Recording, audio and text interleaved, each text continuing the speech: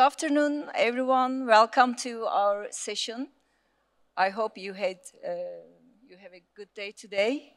And in our panel, we have here exceptional speakers in our panel and very tough subject to discuss. So actually, very tough and very sensitive subject, US and the Islamic world relations beyond geopolitical challenges. And before, I want to talk a lot, and I want to ask our panelists and the speaker that they can actually summarize it all. So I'd like to start with Asha. Asha, we are fortunate that you are here with us. You are from State Department Executive, and you will be the right person to ask. So how satisfactory the US engagement with the Islamic world? What is your view on that? You can actually maybe summarize from the past little bit to today. Yes, thank you so much. I'm former representative of the State Department, and I would just summarize the relationship or the dynamics since post 9/11. So looking at the post 9/11 era, evidently the United States has been investing a lot in counterterrorism, invested a lot in building partnership capacity. So the driving vehicle of our relationship was mainly security. But beyond counterterrorism, looking into, just elaborating more on conventional deterrence, helping our allies and partners with regards to national defense, whether it's, mill-to-mill exchanges, foreign military sales, et cetera, as a way to address the security threats. So going beyond that point of 10 years later with the post-Arab Spring, which ushered in new security challenges, like, for instance, security challenges in Libya, Yemen, and then looking at the Syrian crisis, that's when you start to see where the United States shifted more their focus on addressing security issues with our allies and partners. Like, for instance, when it comes to Syria, thank you, we had, the dynamics there are extremely complex when you look at the situation as far as, countering Bashar al-Assad or countering ISIS. There was a lot of different dynamics, as well as supporting the Syrian Kurds. There was a lot of focus there in terms of how to handle or respond to a complex security environment. Then also, the United States expanded more and doubling down with nuclear deterrence. We've been part of definitely this effort since the 1979 NPT, United Nations Nuclear Deterrence Treaty. And so that's when it came in, when we support the Iran deal, looking to expand our nuclear, addressing or promoting nuclear deterrence in the region. Now, beyond that, where we are now, I look at it as the era of strategic cooperation, where we are still investing in security issues, of course, in support indirectly of the fight in Yemen, as well as looking at, we're still involved on a limited basis with regards to countering ISIS, but we're going beyond the security issues, right? We're doubling more down on the soft issues. Like, for example, the United States has doubled down on or invested more in when it comes to climate change, right? Where we have a special envoy like John Kerry, who's been going around the region, identifying, initiating new projects, entrepreneurship, right? Commercial diplomacy, science, technology, even addressing the water crisis. We saw that with Iraq and also in Egypt. So that is what we're doing in terms of the soft security point. But going back to the hard security, especially involving counterterrorism, instability, as we are right now in 2023, we're evidently involved in the Israel-Hamas conflict, where we're trying to achieve stability there with regards to that issue, which is number one priority is to definitely protect innocent civilians, the Israelis as well as the Palestinians work with both sides of the House to ensure that, that we achieve peace and security beyond that point. Mm-hmm. Yes. Thank you, Asha. You talk about center of terrorism and the security issues. I like to ask Ramadan. Ramadan is a leading expert on human rights. So what is your take on that, Ramadan?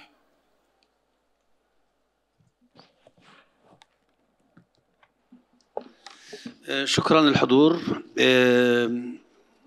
أعتقد أن الولايات المتحدة الأمريكية أخطأت كثيرا في التعامل مع العالم الإسلامي والعربي، أو بما معناه لم تحترم مصالح الدول العربية والإسلامية على مدى سنوات عديدة. وتعاقبت الإدارات الأمريكية بين ديمقراطيين وجمهوريين، وحاولت أن تحصر التعاون مع الدول العربية إما من خلال المصالح الاقتصادية الخاصة المباشرة أو فيما يتعلق بالأمن ومكافحة الإرهاب. كيف لم تحترم الولايات المتحدة الأمريكية خصوصية العالم العربي والإسلامي؟ في كل مرة تتدخل الولايات المتحدة الأمريكية تدخلا كبيرا في المنطقة، قامت بتحطيم العراق عبر معلومات كاذبة، ومصير العراق أتى إلى تدمير، خروج تنظيمات إرهابية كما تسميها الولايات المتحدة الأمريكية، تسليم العراق بالكامل إلى إيران العدو التاريخي للعرب في المنطقة. أيضا في كل مرة تتخذ الولايات المتحدة الأمريكية حق النقد الفيتو لحماية إسرائيل التي ترتكب انتهاكات خطيرة ضد الفلسطينيين، اليوم ترتكب جرائم حرب ضد الفلسطينيين، إلى موقف الرئيس بايدن الأخير الذي من خلاله شرعن قتل الأطفال والنساء في قطاع غزة من خلال إعطاء الدعم الكبير السياسي والعسكري لإسرائيل، والذي بناه في اليوم الأول على رواية كاذبة، حتى البيت الأبيض أسقط الرواية هذه ومسحها من موقعه. أعتقد أن الولايات المتحدة الأمريكية يجب عليها احترام مصالح الدول العربية، خصوصية الدول الإسلامية، وأن تتعامل معهم باحترام كبير. في بداية الحرب في أوكرانيا أرادت إدارة بايدن أن تفرض على دول الخليج أن لا تخفض إنتاج النفط وتزيده وتخسر المليارات، وهذا سبب نوع من الغضب والصدام الغير علني بين الطرفين، إلى أن اضطر يزور جدة بنفسه يتودد للسعوديين ولم ينجح حينها. اليوم الولايات المتحدة الأمريكية تفقد شرعيتها التي اكتسبتها كراعي لعملية السلام. الولايات المتحدة الأمريكية أيضا بأخطاء كارثية ارتكبها ترامب عندما قرر قرارا أحاديا نقل السفارة الأمريكية من تل أبيب إلى القدس، رغم اعتراض حتى دول الاتحاد الأوروبي ودول العربية والإسلامية التي تعتبر معظمها صديقة للولايات المتحدة الأمريكية. وأيضا اليوم بايدن يرتكب كارثة أكبر عندما الكل يعلم بأن الولايات المتحدة الأمريكية تستطيع على الأقل حاليا وقف إطلاق النار وحماية ما تبقى من المدنيين الفلسطينيين، ولكنه لا يفعل. هذا الإجرام الكبير سوف يبقى عالقا في الذهنية العربية والإسلامية، ولن يكون في صالح العلاقات العربية الأمريكية، وبخطأ أمريكي. هذه المرة نحمل الولايات المتحدة الأمريكية المسؤولية عن تدهور العلاقات العربية والإسلامية مع الولايات المتحدة، والذين بالمناسبة تبقى الولايات المتحدة الأمريكية هي الدولة الأقوى، والكل العالم بحاجة إلى الولايات المتحدة الأمريكية، ونحن العرب بحاجة إلى علاقات جيدة مع الولايات المتحدة الأمريكية في التبادل العلمي والثقافي والتنمية والاقتصاد. ولكن ما تقوم به الإدارات الأمريكية سياسيا تقترف جرائم بحق الشعب الأمريكي، ولكن هذه الجرائم يدفع ثمنها العرب والمسلمين من خلال هذه الدعم اللامحدود لمجرمي الحرب في إسرائيل حاليا، وتدمير العراق لم تعتذر عنه الولايات المتحدة الأمريكية حتى الآن، رغم علمها بأن العراق لم يكن لديه أسلحة كيماوية.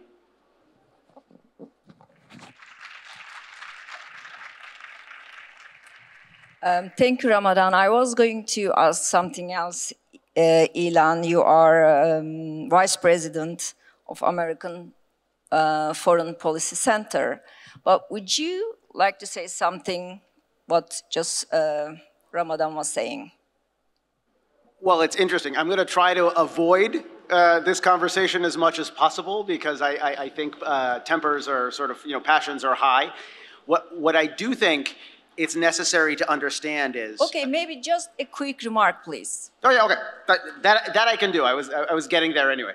I think in order to understand both the role that America has played before in the Middle East, in the Islamic world, and the role that it can play constructively moving forward, we have to understand that America's experience for the last generation has been defined by what used to be known as the War on Terror, right? The post-September 11th incursion into the region and the attempt to address sub-state groups like Al-Qaeda. But it has been an unbalanced effort. It's been an unbalanced initiative because America, when it has thought about engaging and in the fight against Al-Qaeda, it's been a overwhelmingly military, overwhelmingly kinetic conversation. It's a conversation about Iraq, it's a conversation about Afghanistan, more recently it's a conversation about Syria and about Daesh.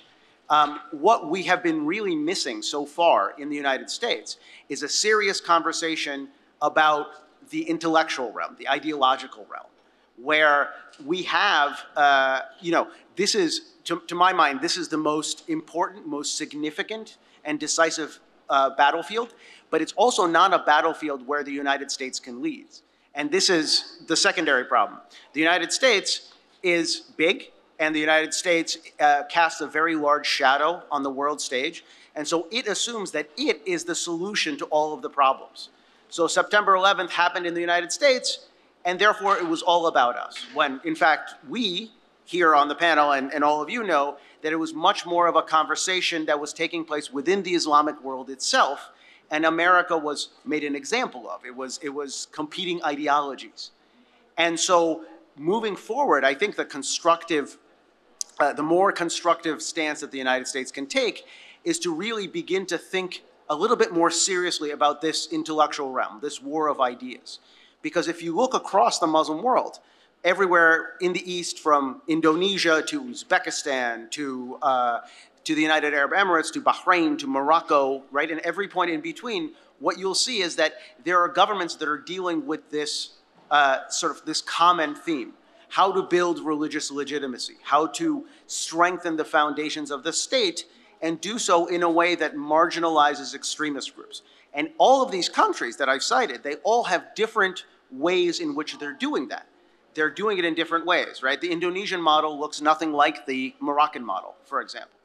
But they're enormously helpful, first of all, for America to understand how variegated the Islamic world is, how varied and complex it actually is, and also for the United States to be able to identify practices and policies that it likes, that Muslim governments are pursuing, that we can serve in a role of supporter and amplifier.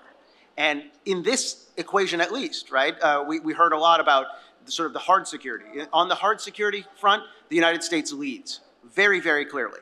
But on the soft security front, on the intellectual front in particular, the United States, the most constructive role that we can play is to amplify our allies and amplify the the balance that they're trying to strike in their own societies.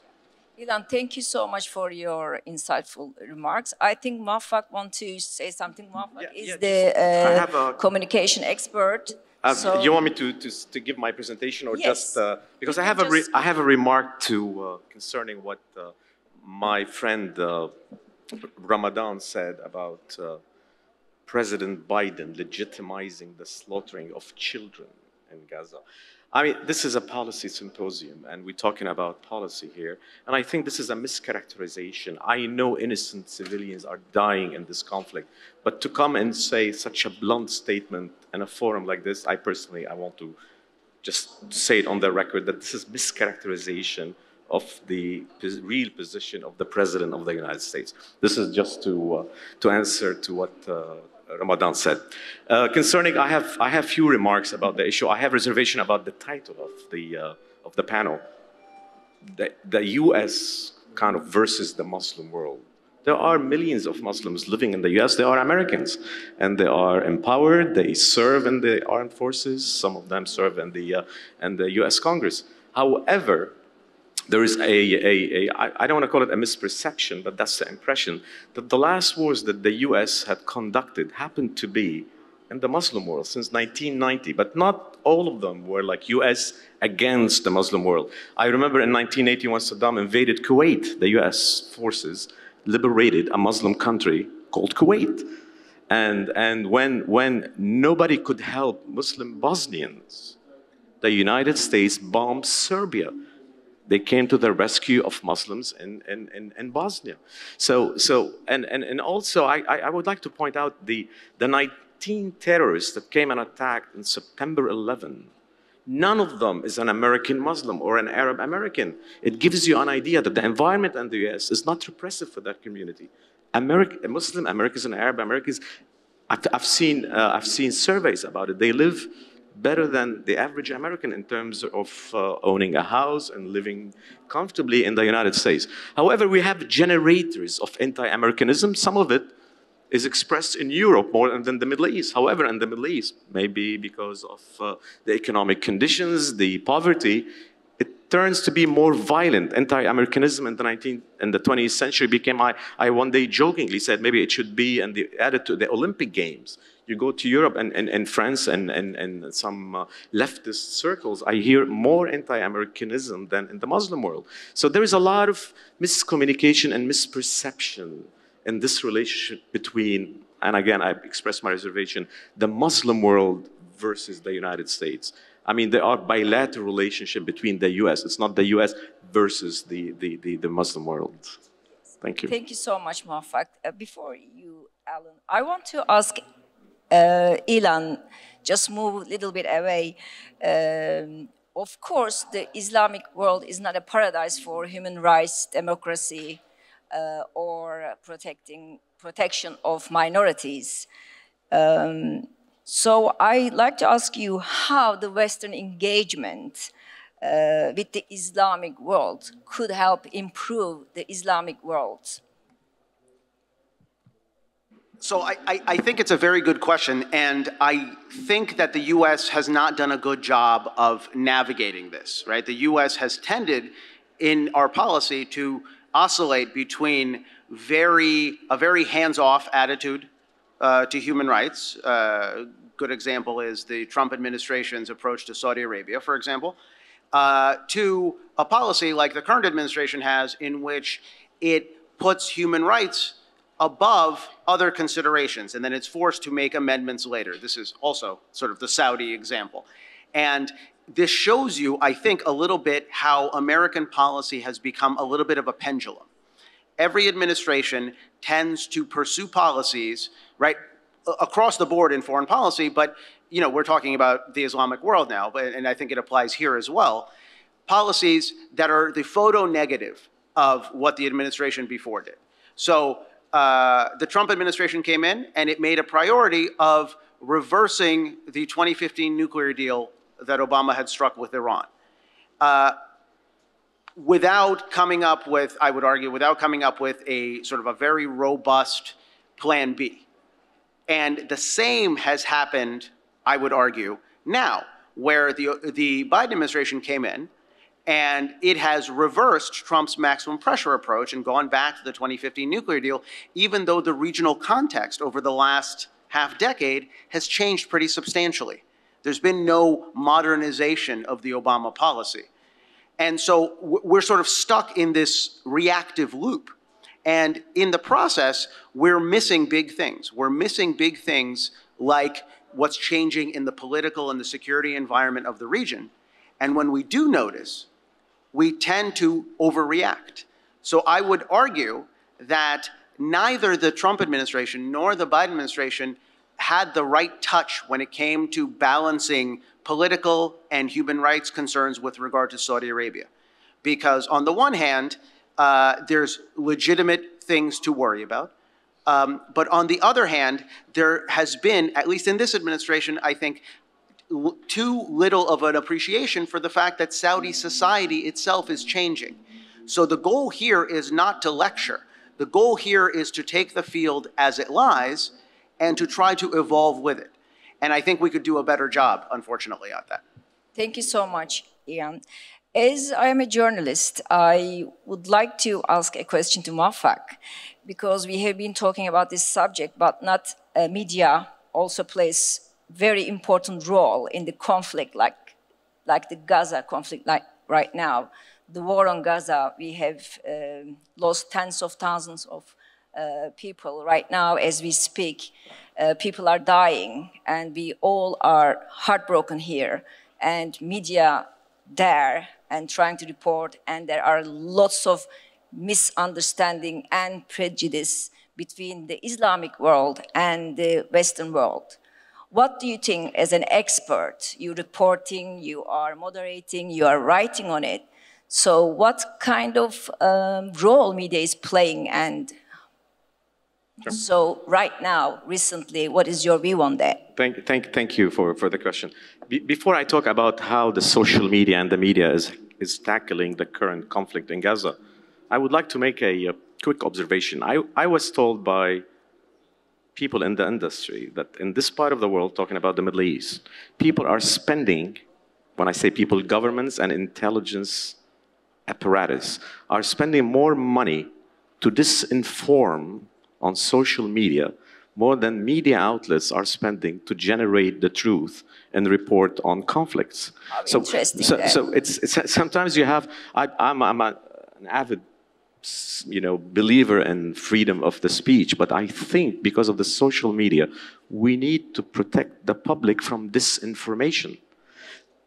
Artificial intelligence and the social media, especially the new, less restrictive rules concerning Twitter, former Twitter, now X, the social media are flooded with wrong information and wrong videos.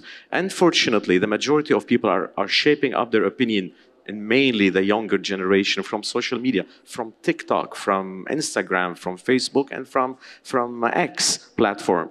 Mainstream media suffered a lot. There is a crisis in trust between the public and the mainstream media. You have to shop around to get the truth. I've seen probably a public opinion survey from the United States that people have less, they don't trust the mainstream media like they used to do in the past. So the question is, where do you go? Which source? And it happened to be that it's a human tendency. It's a human tendency. We're conformists.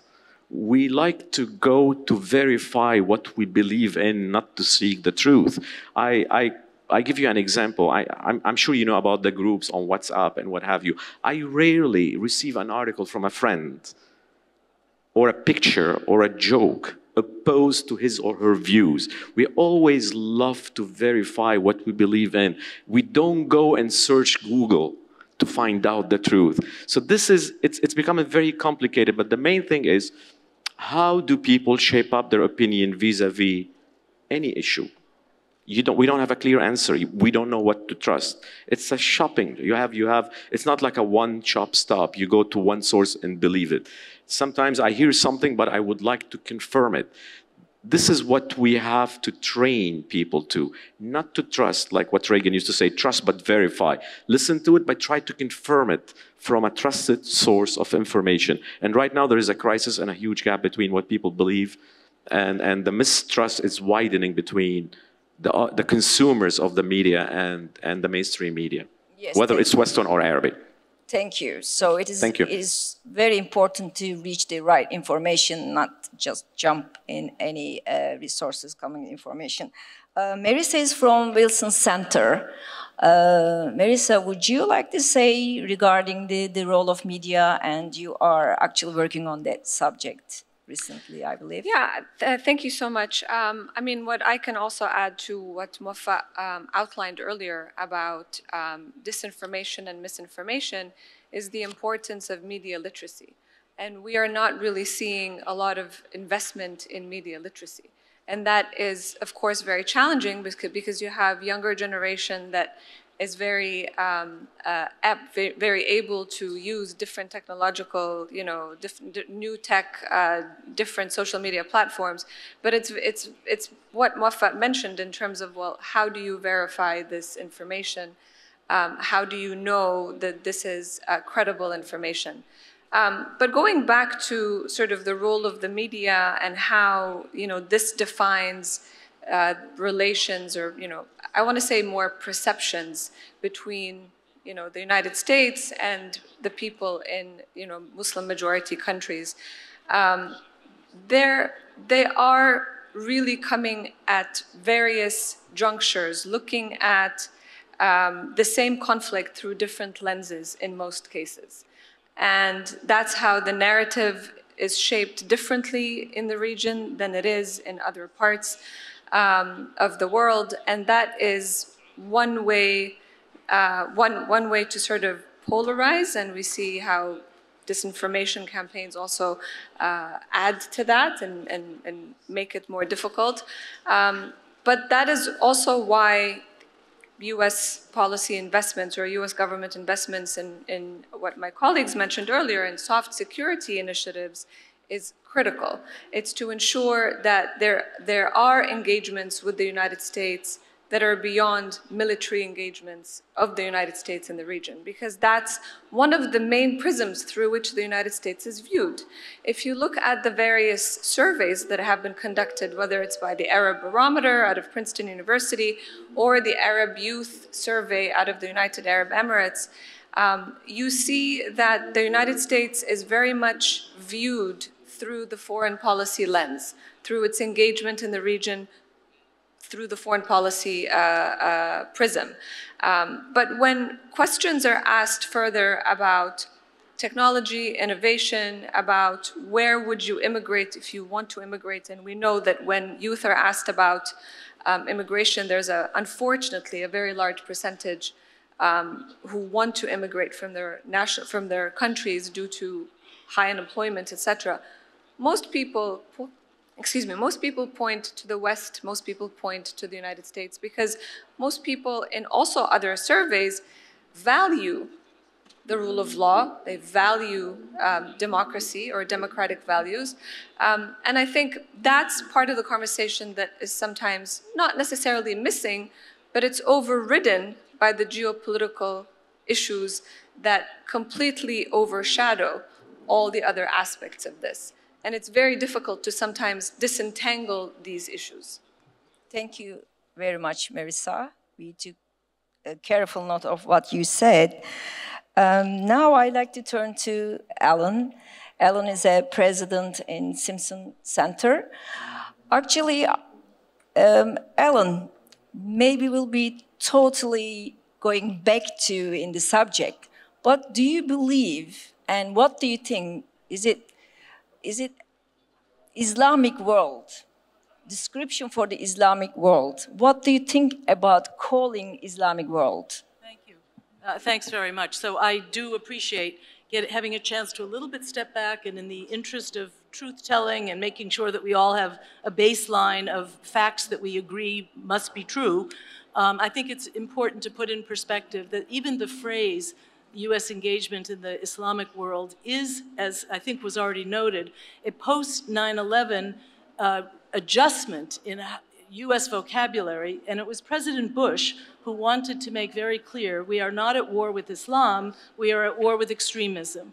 And a major effort was made to reach out and demonstrate that we have nothing, we are a religiously diverse society, we respect freedom of religion, we want to show that we are, that our society in general is tolerant, and a lot of programmatic work went out in, media relations, cultural exchanges, etc. So I think the phrase made sense at that time. I would argue today, maybe it's less useful to frame the issues as US and the Islamic world, because let's be honest, Muslims live everywhere. I bet there's not a country in the world that doesn't have a Muslim population. Muslims are 1% of the US population, which sounds a little bit low to me, but that means over 30 million people. And remember that Muslim American and Arab American are not the same thing. Arab Americans, many of them from Lebanon, Syria, Iraq, Palestine, are Christians.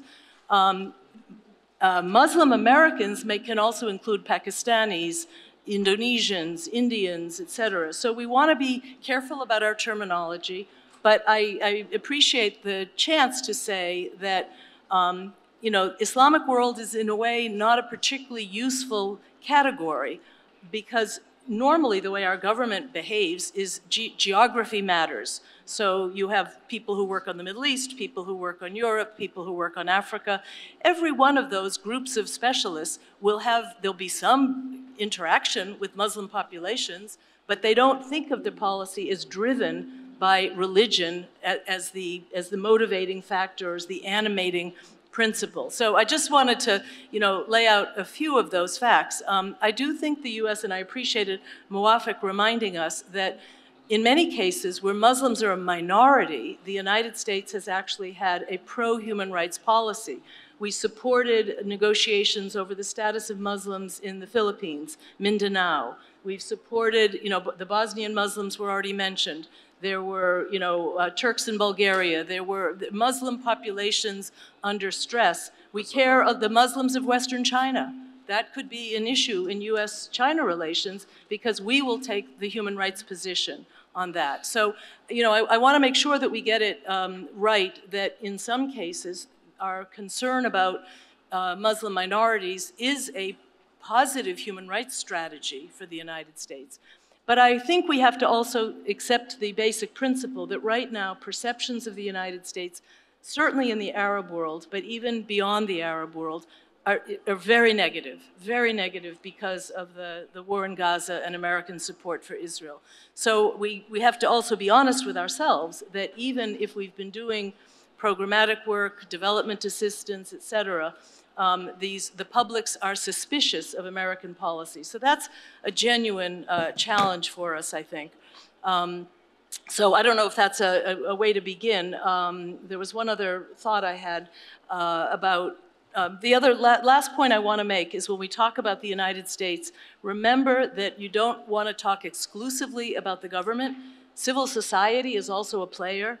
And civil society is huge when it comes to American engagement in the Middle East. You've got, faith communities, you've got development experts, human rights communities that reach out to their counterparts in Muslim societies around the world. So sometimes the government is doing a small piece of what is the totality of American engagement in the Muslim world. And we should, of course, acknowledge the role of the private sector as well. Thank you, Ellen. Omar is international lawyer. Omar, we just heard Ellen giving so much information and people are being suspicious of American policy. So what is your take on that? What would you like to say? Merci, Madame la Présidente. Moi, je vais parler avec la langue de Hugo et la langue de Jaurès. Je pense que très sincèrement, d'un point de vue méthodologique, il faudra qu'on sorte un peu de la propagande officielle ou de la propagande gouvernementale pour rester un tant soit peu objectif et scientifique.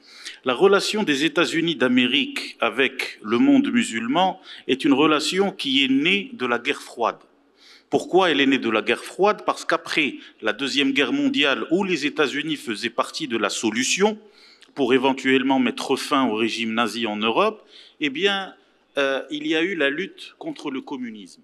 Cette lutte contre le communisme a donné une idée assez maligne à l'administration américaine que de promouvoir les courroies religieuses au sein du monde musulman pour pouvoir combattre les élans nationalistes et les élans souverainistes des pays arabes. C'est un télégramme de 1959 qui est véhiculé à toutes les ambassades des États-Unis d'Amérique, de la Mauritanie jusqu'en Indonésie. C'est une réalité. C'est-à-dire que lorsqu'on fait un peu de rétrospective, tous les mouvements islamistes dans le monde arabe, que ce soit la Shabiba Islamia au Maroc, ou que ce soit Al-Qaïda, ou que ce soit même, pour parler un langage contemporain, Daesh, ont été créés dans les laboratoires des relations extérieures et du renseignement américain. Donc tout cela est une vérité qui n'a absolument rien à voir ni avec la propagande officielle, ni avec le populisme éventuellement politique des différentes courroies de la citoyenneté populaire dans le monde musulman. Ceci étant dit, aujourd'hui, la politique étrangère américaine est quelque part fait partie du problème. Et donc, elle faisait partie de la solution. Aujourd'hui, elle fait malheureusement partie du problème, ce qui renvoie à une certaine crise de l'Occident. Une certaine crise de l'Occident jusqu'à ce qu'il n'arrive plus à émettre une bonne position politique. Nous vivons aujourd'hui une grande confusion idéologique, une grande confusion conceptuelle, un amalgame sémantique qui est criant.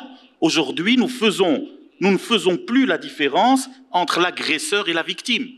Et là, ça renvoie à l'expertise sur les médias. Est-ce que ce sont des médias indépendants ou bien des courroies de propagande de guerre d'une entité en guerre et une entité en occupation en Palestine, ou bien ce sont des médias indépendants issus de démocraties occidentales telles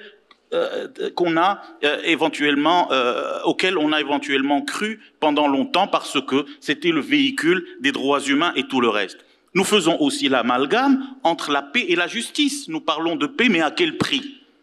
Si nous prenons par exemple la situation en Palestine, aujourd'hui nous avons et nous tentons éventuellement les médias européens, la propagande officielle occidentale tente de nous faire croire que l'entité israélienne est la victime dans cette affaire.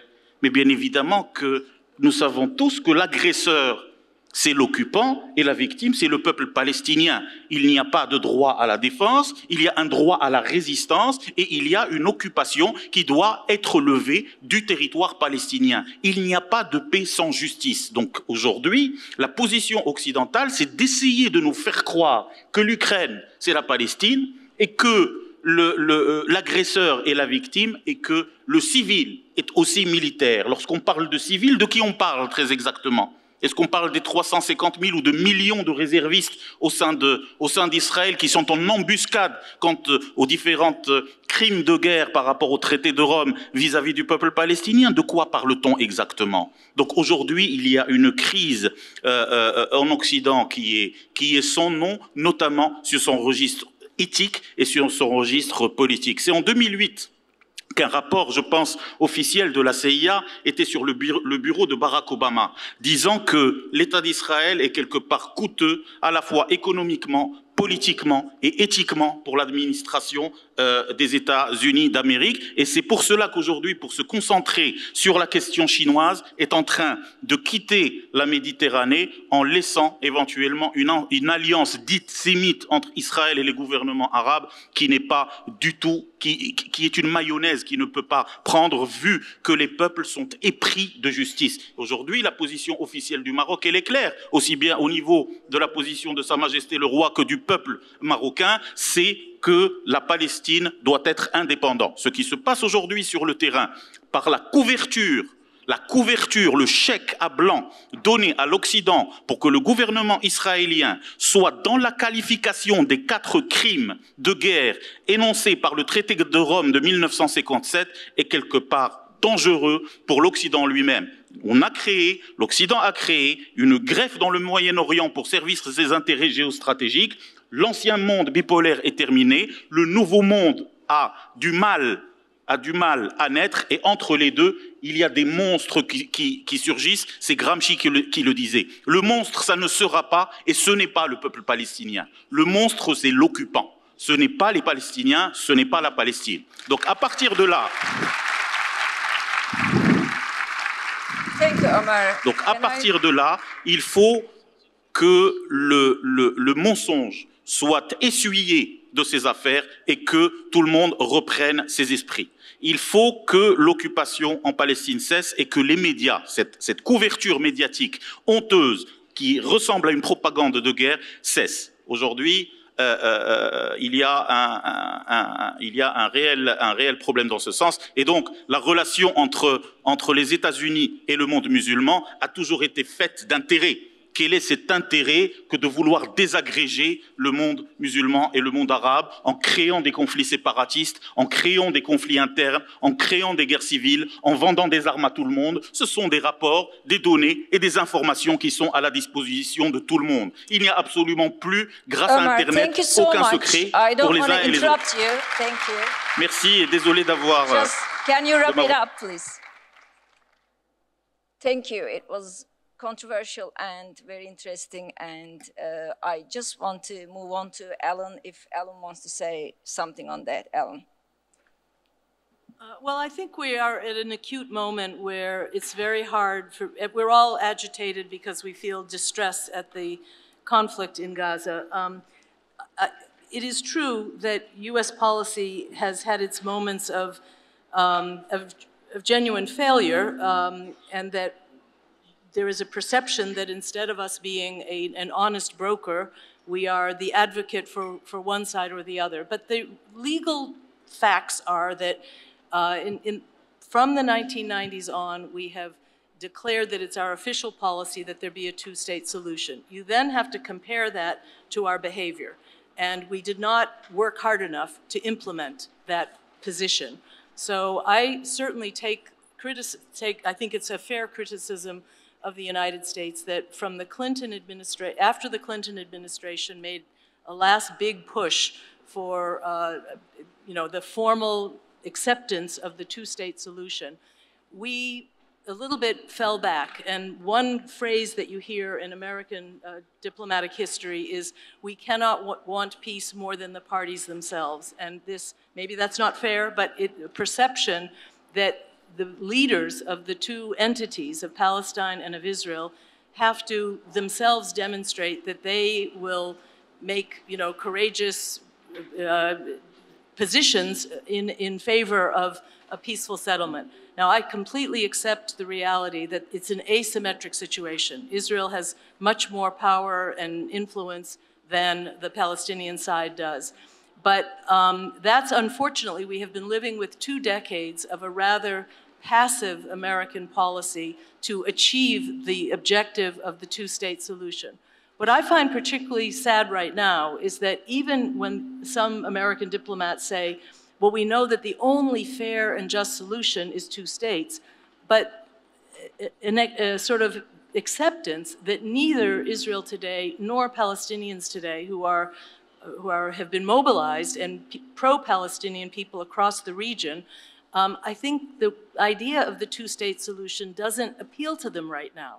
They don't have an answer. They don't have a better solution, but they just know that that there's not confidence that this Western project to establish the two-state solution will be successful. So we are all a little bit stuck right now in a level of both tragic feeling and frustration that there's not a clear path forward. But I guess I would just, hope that we could put on the record that the United States has used its diplomatic, resources and political attention, has not optimized the leverage that we all think it should have over Israel. Israel is a very independent actor, and so that there's a perception that we haven't tried hard enough to convince the Israelis to support. At the same time, you could make a parallel critique that major countries in the Arab world also a little bit lost interest in the Palestine issue, or that they did not also help strengthen the governance of the Palestinian Authority so that they could be an effective interlocutor in a peace process. Thank you, Ellen. The U.S. taking very clear side on the Gaza crisis, would the negativity affect the future of Islamic world and the U.S. relations? Ilan, what do you think about that? So I think this is a good question, and one of the, again, right, because this is an issue where, we're all feeling agitated, we're all feeling distraught, it needs to be approached carefully. But what I find striking in sort of the conversations that I've listened to today is that there's a lot of, undeniably, there's a lot of passion, but there isn't a lot of strategic thinking, right? There was and Ellen will remember this, there was a Deputy Secretary of Defense in the United States in the 1970s by the name of Freddie Clay. And Fred wrote a book called Every War Must End, right? And it was a political science book, but it made some really important points about how countries should act while they're in conflict so that they can emerge from conflict, right? So this is my first point. My first point is that I don't think it's 100% or 0%. I don't think it's America stops Israel or America condones everything Israel is doing, right? What America is trying its best to do is to shape Israeli conduct, keeping in mind that this didn't start from zero, that there was a precipitating event on October 7th that was terrible and that the Israelis are responding to. So for America, from the American perspective, keeping those two things in mind is very important. The second thing is what comes next, because like Clay said, every war must end, right? What I haven't heard in any of the panels that I've sat in any of the sessions that I've attended, is a serious conversation about the fact that, for example, somebody needs to build a sustainable Palestinian economy, right? There needs to be a sustainable ecosystem for the Palestinians to go back to once the conflict is over. Because the economic interdependence that the Palestinians have had for 2 decades with Israel is going to be very difficult to recreate after October 7th. So what comes next? And this is, by the way, not just a conversation for the United States. And I would parenthetically say, since we're talking about putting facts on the table and on the record, right now, as of today, the US has provided more humanitarian aid per capita to the Palestinians than any other country in the world, right? Since the start of the conflict. Not historically, but since the start of the conflict. So I would like somebody to acknowledge that at least. Second of all, what comes next is not an American project. I think the Arab world will reject, like Ellen said, the two-state solution. The idea and the prospects for it are dimmer now than they were before October 7th, and I think we have to acknowledge that. That means that the region has to redouble its efforts to provide sustainable solutions, including economics, including political support, right?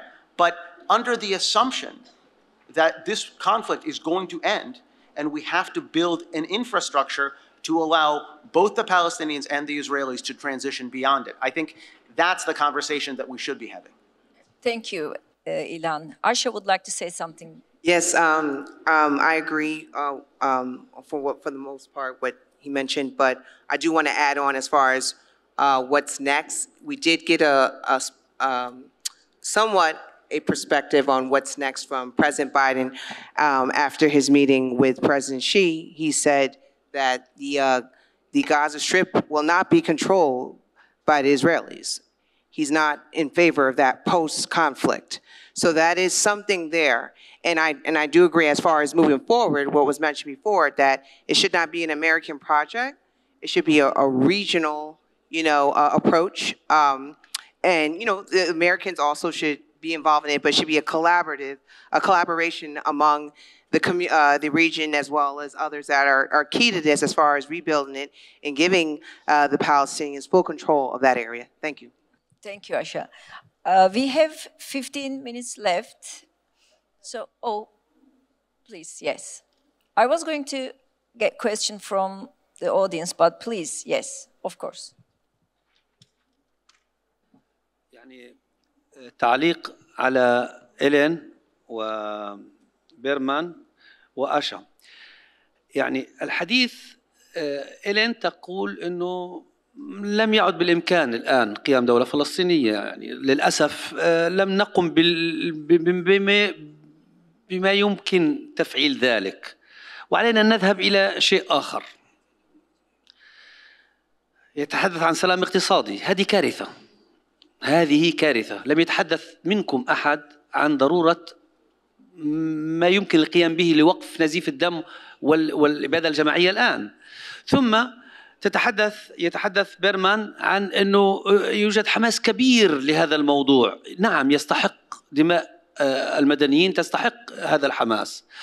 وآشا تقول أيضا الرئيس بايدن وعد أثناء الرئيس الصيني بأنه لن تبقى إسرائيل في غزة، ومن يعلم سوف يبقى بايدن وأن لا يبقى. لا يحترم الإسرائيليين أي تعهدات، لم يحترموا أي اتفاقات وقعوا عليها قبل 20 و30 سنة بحضور ورعاية الرئاسات الأمريكية السابقة.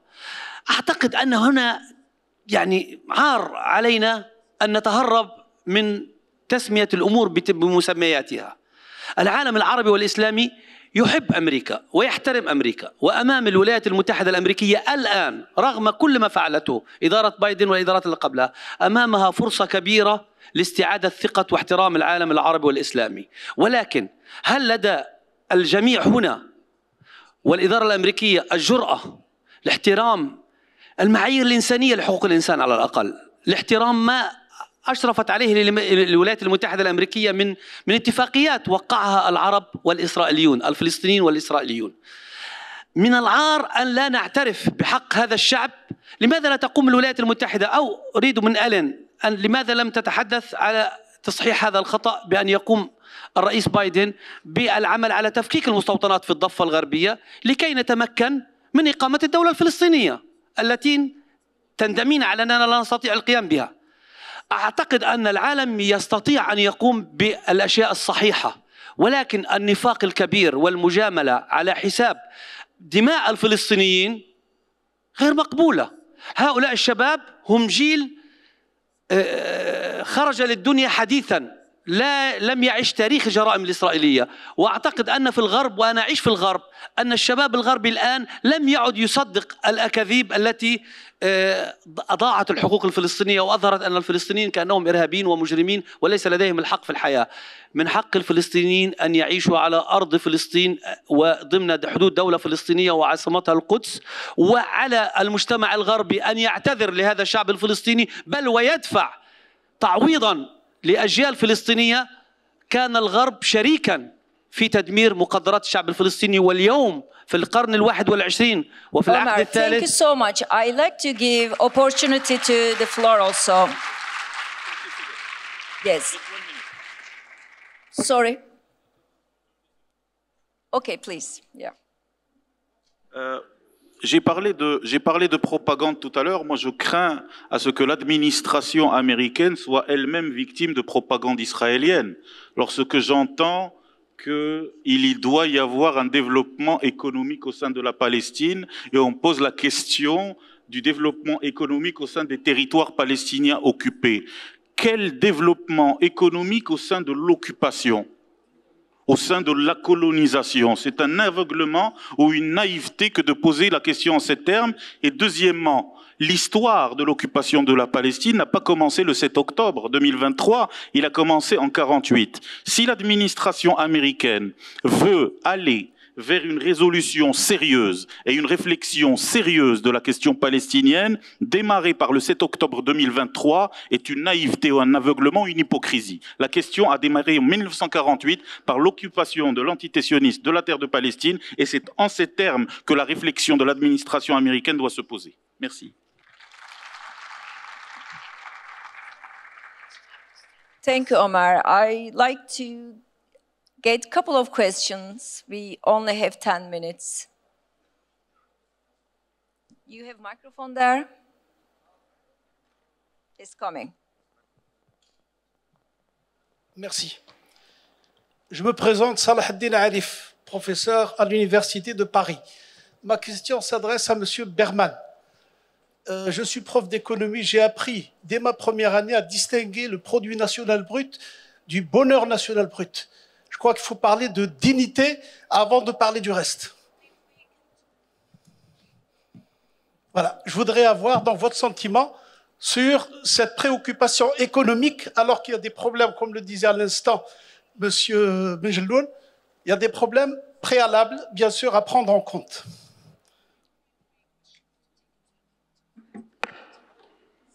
I think, and it may be a function of the translation, but I think you misunderstood my point. I was not trying to minimize the humanitarian situation in any way. What I was trying to say is that the current state of conflict is not an indefinite condition. all of you are united in a sense, right? You may have different thoughts about how it should end, but you're all united in the fact, as am I, that the conflict should end, right? But ending the conflict, if Israel stopped its ground invasion and stopped bombing today, this evening, this afternoon, that question that I asked you would be unsolved because nobody is having the conversation. We have now entered a new phase, right? We can talk all day long about who's responsible, who is more guilty, who is less guilty. But the fact of the matter is, after the war, there is, as of this moment, there is no sustainable plan for a stable Palestinian entity. And that is not just the fault of the United States. I'm sorry, it's not. In fact, the United States has been, I would argue, perhaps a little bit naive in terms of structuring its policy. But the United States has been a very ardent supporter of the two-state solution. So the question really is, where do we go next? And my only point was, we should be thinking creatively. I understand that we are thinking passionately.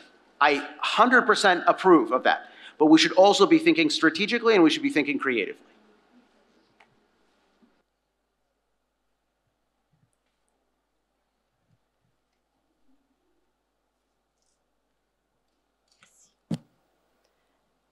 Merci, bonjour à tous. C'est Lamia je suis courtier financier.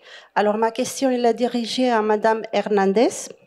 On s'est rendu compte tous en observant quand M. Abou Jazar faisait des interventions, alors vous n'écoutez pas avec les écouteurs de traduction.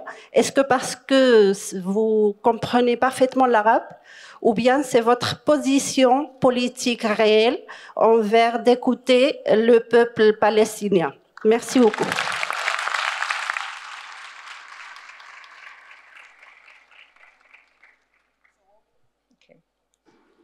What would you like for me to respond to? Go ahead. English, please. You said I didn't respond to something. What would you like for me to respond to? Oh. Fix. Okay. Yeah. Hello, everyone. My name is Lina Abercano. I'm a student in Cardiff University. So my question is why we cannot, in beginning, not talk and try to find a real solution for the real first issue, who have the right to take the land? I mean, the conflicts between Israel and Palestine. Who are you addressing to? Sorry? So can you repeat again, please? The question is what we cannot talk and try to find a real solution for the real first issue, who have the right to take the land. Anyone would like to answer that?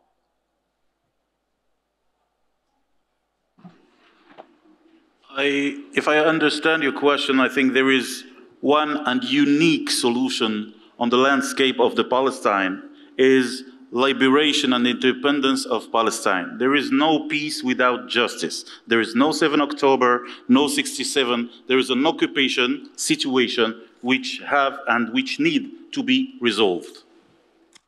Thank you. Sorry, can I just get someone from here? Yes.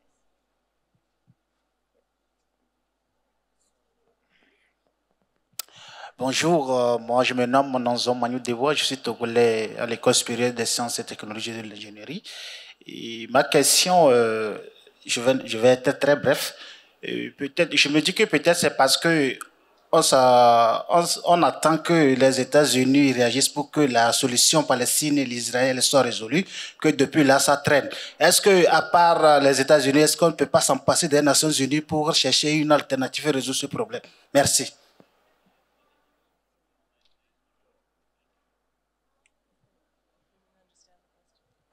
Please, can you repeat your question and who you addressing to? Bon, je m'adresse, celui qui peut répondre à la question, il n'y a pas de souci. Moi, je pose une question, je me dis que la question Israël-Palestine, ça dure depuis la nuit des temps. Maintenant, est-ce que tout le temps on attend l'action des États-Unis, l'action des Nations Unies? Est-ce que, à part l'intervention des Nations Unies pour la résolution du problème, on ne peut pas s'en passer des Nations Unies et chercher une alternative pour résoudre ce problème? C'est la question.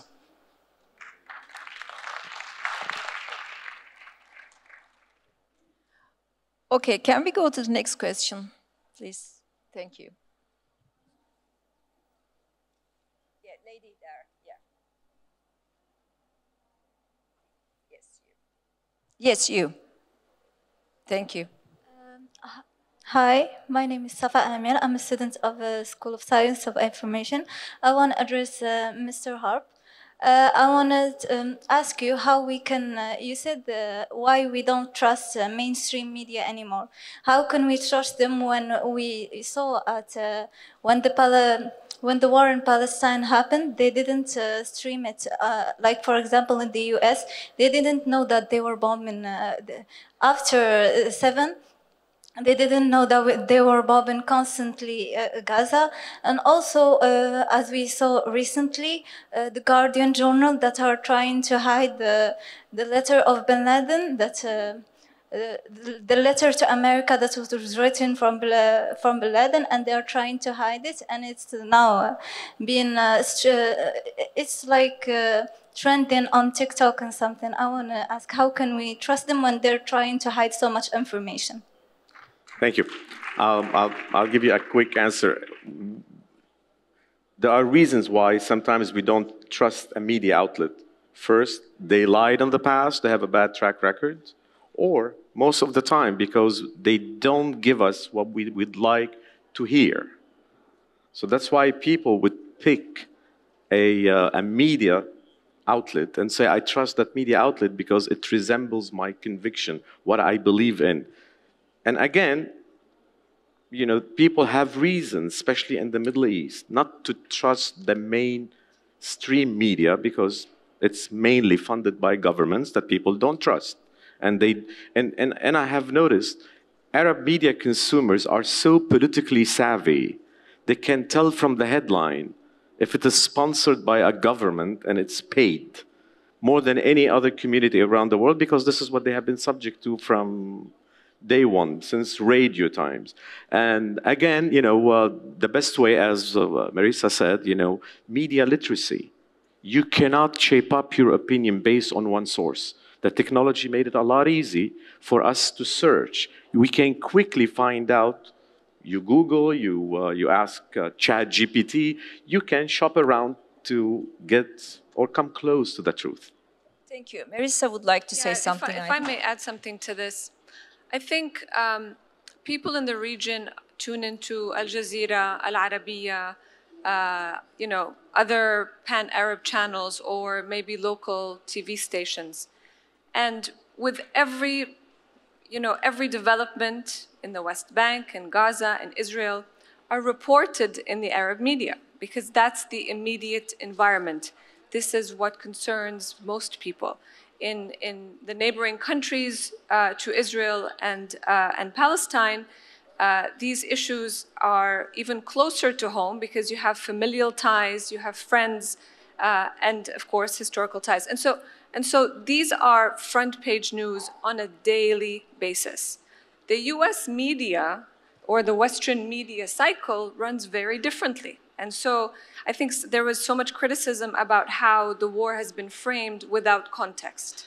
And, you know, in part of the work that I do with the Wilson Center is speak to so many different groups that come in and out of Washington from across different sectors. And what I find is that there's always a knowledge gap when it comes to the Middle East, but particularly when it comes to the Palestinian-Israeli conflict.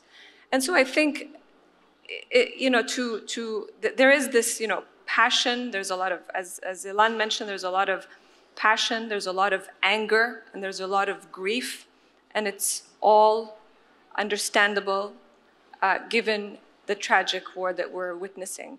And this is why, you know, we always say, don't shoot the messenger. There are, of course, situations where misrepresentations happen, where things are reported and then retracted. We've seen that in this current conflict. But I think understanding how media cycles work is also really important. And I'm going to give an example, not from the Gaza conflict, but rather from Russia's invasion of Ukraine, just to exemplify what Muwafa just said. Al Jazeera was reporting on the Russia's invasion differently than Al Arabiya, which reflected how the respective governments that fund each actually viewed and reacted to the conflict. You know, and on Al Arabiya it said something along the lines of Russia's military engagements in Ukraine, and on Al Jazeera it was more clear in terms of Russia's invasion of Ukraine. So I think this is just a minor example, and I gave this example that, you know, moving away from Gaza here, because it does happen, and it is part of these, you know, narratives and different lenses through which all of these developments are seen. Thank you, Marisa. I think this was the last question. All in all, it was very rich discussion. And thank you for being here, audience. And thank you, speakers. And also thank you, the organizer. They brought us here. And it was very good to be with you. And have a wonderful evening. Thank you. Thank you.